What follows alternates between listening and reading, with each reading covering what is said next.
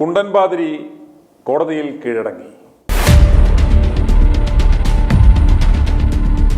പൂജ്യം മലബാർ കത്തോലിക്ക സഭയുടെ തലശ്ശേരി രൂപതയിലെ പാതിരിയും രൂപതാധ്യക്ഷൻ ജോസഫ് പാംപ്ലാനിയുടെ അരുമശിഷ്യനുമായ റവറൻ കുണ്ടൻ പാതിരി അഥവാ പോൾ തട്ടുംപറമ്പിൽ പാതിരി കഴിഞ്ഞ ദിവസം ആരുമറിയാതെ തലയിൽ മുണ്ടുമിട്ടുപോയി കോടതിയിൽ കീഴടങ്ങി. എന്തിനാണെന്നല്ലേ? പ്രായപൂർത്തിയാകാത്ത ആൺകുട്ടിയെ പീഡിപ്പിച്ചു എന്ന കേസിൽ ബഹുമാനപ്പെട്ട ഹൈക്കോടതി മുൻകൂർ ജാമ്യം നിഷേധിച്ചതിനെ തുടർന്നാണ് പോൾ തട്ടുംപറമ്പിൽ കാസർഗോഡ് അഡീഷണൽ ജില്ലാ സെഷൻസ് കോടതി 2 കീഴടങ്ങിയത്. ജഡ്ജി കെ പ്രിയ പ്രതിയെ കയ്യോടെ റിമാൻഡും ചെയ്തു. ഈ പാതിരിയുടെ ഫോട്ടോ അടക്കം ആദ്യം ഈ വാർത്ത പുറത്തുവിട്ടത് i2i ന്യൂസ് ആയിരുന്നു. ഈ പാതിരിയുടെ പീഡന വിവരം അറിഞ്ഞ് ഞങ്ങൾ ആദ്യം ചിറ്റാരിക്കൽ പോലീസ് സ്റ്റേഷനിൽ വിളിച്ചപ്പോൾ ഈ കേസ് സംബന്ധിച്ച് യാതൊരു വിവരങ്ങളും പുറത്തുവിടുവാൻ ചിറ്റാരിക്കൽ പോലീസ് തയ്യാറായില്ല. പിന്നീട് ഞങ്ങൾ ക്രൈം നമ്പർ 369/2025 നമ്പറായി പോക്സോ വകുപ്പുകളിട്ട് ഈ കേസ് രജിസ്റ്റർ ചെയ്തു എന്ന വാർത്ത ഈ പാതിരിയുടെ ഫോട്ടോ അടക്കം പുറത്തുവിട്ടു. തുടക്കത്തിൽ പാതിരിയുടെ അടിമകൾ പതിവ് പോലെ i2i ന്യൂസിനെതിരെ വ്യാജവാർത്ത എന്നും പറഞ്ഞ് ഹാലിളകി വന്നിരുന്നു. ഞങ്ങൾ വാർത്ത നൽകി. ഏതാനും ദിവസങ്ങൾ കഴിഞ്ഞപ്പോൾ മറ്റ് പത്ര ദൃശ്യമാധ്യമങ്ങളും പോൾ തട്ടുംപറമ്പിൽ പാതിരിയുടെ ചിത്രമടക്കം വാർത്ത നൽകുകയുണ്ടായി. ഇപ്പോഴിതാ കോടതിയിലും കീഴടങ്ങിയിരിക്കുകയാണ്. 2024 മെയ് 15 മുതൽ ഓഗസ്റ്റ് 13 വരെ വിദ്യാർത്ഥിയെ പ്രകൃതിവിരുദ്ധ പീഡനത്തിനിരയാക്കിയെന്ന രക്ഷിതാക്കളുടെ പരാതിയെ തുടർന്നാണ് കേസെടുത്തത്. വിദ്യാർത്ഥി കൗൺസിലിങ്ങിനിടെ വിവരം പറയുകയായിരുന്നു. തുടർന്ന് സ്കൂൾ അധികാരികൾ ചൈൽഡ് വെൽഫെയർ കമ്മിറ്റിയെ അറിയിക്കുകയും അവരുടെ ശക്തമായ ഇടപെടലിനെ തുടർന്ന് രക്ഷിതാക്കൾ ഈ വിവരം പോലീസിന് കൈമാറിയതോടെയാണ് ചിറ്റാരിക്കൽ പോലീസ് കേസെടുത്തത്. ഇക്കഴിഞ്ഞ ജൂൺ ആദ്യവാരമാണ് ചിറ്റാരിക്കൽ പോലീസ് പള്ളി വികാരിക്കെതിരെ കേസ് രജിസ്റ്റർ ചെയ്തത്. പോലീസ് കേസെടുത്തതോടെ വികാരി ഒളിവിലും പോയി. ചൈൽഡ് വെൽഫെയർ കമ്മിറ്റി ഇടപെട്ട് വന്ന കേസായതുകൊണ്ട് സഭാധികൃതർക്ക് ഈ കേസ് അങ്ങനെ എളുപ്പത്തിൽ മുക്കാൻ സാധിച്ചില്ല. എന്നാൽ തുടക്കത്തിൽ കേസുമായി ബന്ധപ്പെട്ട പ്രതിയുടെ യാതൊരു വിവരങ്ങളും പുറത്തു പോകാതെ ചിറ്റാരിക്കൽ പോലീസ് പരമാവധി സൂക്ഷിച്ചു. പ്രതിയുടെ ഫോട്ടോ ഞങ്ങൾ വെരിഫൈ ചെയ്യുവാൻ ഞങ്ങൾ ചിറ്റാരിക്കൽ പോലീസ് സ്റ്റേഷനുമായി ബന്ധപ്പെട്ടപ്പോൾ പോലും അവർ അതിന് സഹകരിച്ചില്ല. രൂപത പോലും അവരുടെ സൈറ്റിൽ നിന്ന് ഈ പാതിരിയുടെ ഫോട്ടോയും വിലാസവും അടക്കം നീക്കം ചെയ്ത് കളഞ്ഞു. ഞങ്ങളുടെ മറ്റു പ്രാദേശിക ബന്ധങ്ങൾ ഉപയോഗിച്ചാണ് ഈ പാതിരിയുടെ ഫോട്ടോ പോലും സ്ഥിരീകരിച്ചത്. തുടർന്ന് എല്ലാ മാധ്യമങ്ങളും തട്ടുപറമ്പിൽ പാതിരിയുടെ ഫോട്ടോ വെച്ചാണ് വാർത്ത നൽകിയത്. ഈ പരാതിയുടെ തുടക്കം മുതൽ പാതിരിക്ക് രക്ഷപ്പെടുവാനുള്ള സകല അവസരങ്ങളും പോലീസ് ഒരുക്കിക്കൊടുത്തു. പരാതി ലഭിച്ച ഉടനെ പ്രാഥമിക അന്വേഷണം നടത്തി ഇയാളെ പിടികൂടാമായിരുന്നു. എങ്കിലും അതുണ്ടായില്ല. ഇയാൾക്ക് രക്ഷപ്പെടുന്നതിനും സുരക്ഷിത ഒളിത്താവളത്തിലേക്ക് മാറുന്നതിനും ഒളിവിലിരുന്ന് ഹൈക്കോടതിയിൽ നിന്നും മുൻകൂർ ജാമ്യം നേടുവാനുള്ള അവസരം പോലീസ് ഒരുക്കിക്കൊടുത്തു. പോലീസിന്റെ അന്വേഷണം കാര്യക്ഷമമല്ല. പ്രതിക്ക് ജാമ്യം കിട്ടുവാൻ പോലീസ് ഒത്താശ ചെയ്തു കൊടുക്കുന്നു.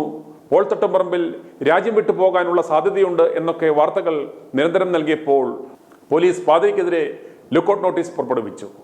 മാസങ്ങൾ തട്ടുപറമ്പിൽ പാതിരി ആരുടെയോ തട്ടുംപുറത്ത് ഒളിവിൽ കഴിഞ്ഞിട്ടും ജില്ലാ കോടതിയിൽ നിന്നും ഒടുവിൽ ഹൈക്കോടതിയിൽ നിന്നും മുൻകൂർ ജാമ്യം നിഷേധിച്ചതോടെയാണ് പാതിരി ഗത്യന്തരമില്ലാതെ കഴിഞ്ഞ ദിവസം ആരുമറിയാതെ വന്ന് കാസർഗോഡ് അഡീഷണൽ ജില്ലാ സെഷൻസ് കോടതി 2 ജഡ്ജി കെ പ്രിയയുടെ മുൻപാകെ കീഴടങ്ങിയത്.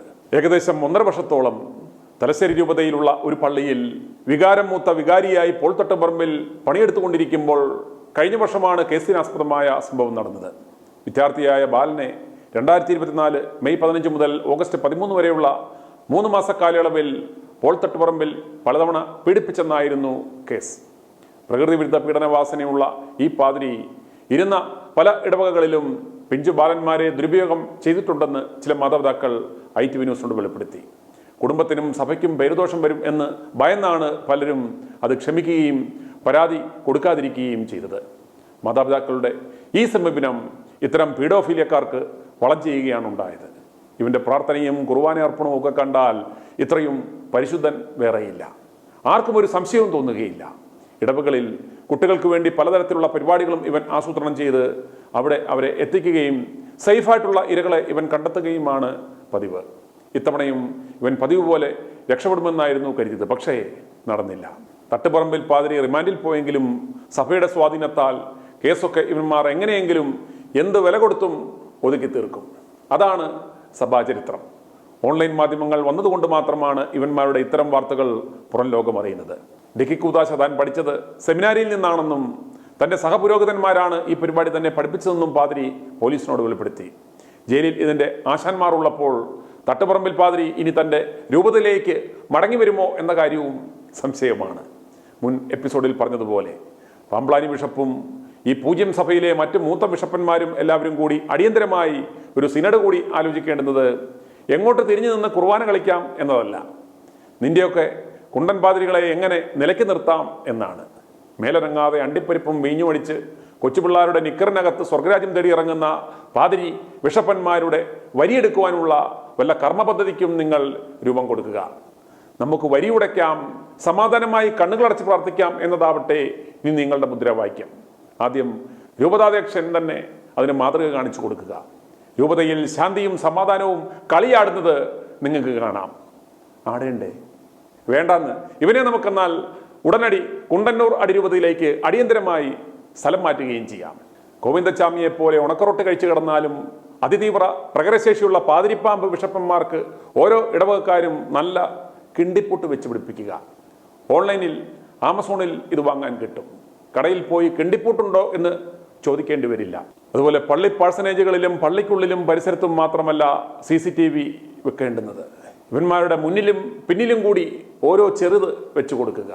വിഷ്വൽ മോണിറ്ററിംഗ് സംവിധാനം പള്ളി കൈക്കാരൻ്റെയും പള്ളി സെക്രട്ടറിയുടെയും കയ്യിൽ നൽകുക. ഇവന്മാർക്ക് നിങ്ങളെ സ്വർഗരാജ്യത്തിലേക്ക് വിടാൻ സാധിച്ചില്ലെങ്കിലും അറ്റ്ലീസ്റ്റ് നിങ്ങളുടെ കുഞ്ഞുങ്ങളുടെ നിക്കറൂരാതിരിക്കാനെങ്കിലും ഈ സംവിധാനങ്ങൾ നിങ്ങളെ ഒരുപക്ഷെ സഹായിച്ചേക്കാം. നമ്മുടെ കർത്താവിന് കാത്തു പരിപാലിക്കുവാൻ മറ്റു പലതും ഉണ്ടെന്നുള്ളത് കൊണ്ടാണ് ഇതിനൊന്നും ചിലപ്പോൾ സാധിക്കാതെ വരുന്നത്. അതുകൊണ്ട് ഭയമല്ല, സ്വല്പം ജാഗ്രതയാണ് ഈ വിഷയത്തിൽ വേണ്ടുന്നത്. അവസാനമായി പാതിരിമാരെ, ബിഷപ്പന്മാരെ, കൂദാശ കുർബാന തൊപ്പിത്തൊഴിലാളികളുടെ നിങ്ങളുടെ കണ്ണുകൾ ദൈവത്തെങ്കിലേക്ക് ഉയർത്തുക, അല്ലാതെ കൊച്ചു പിള്ളേരുടെ അങ്ങോട്ടേക്കല്ല. i2i News, an eye for truth. i2i News subscribe ചെയ്തിട്ടില്ലാത്തവർ ഇപ്പോൾ തന്നെ സബ്സ്ക്രൈബ് ചെയ്യുക. നോട്ടിഫിക്കേഷൻ ലഭിക്കുവാൻ ബെൽ ബട്ടണും അമർത്തുക.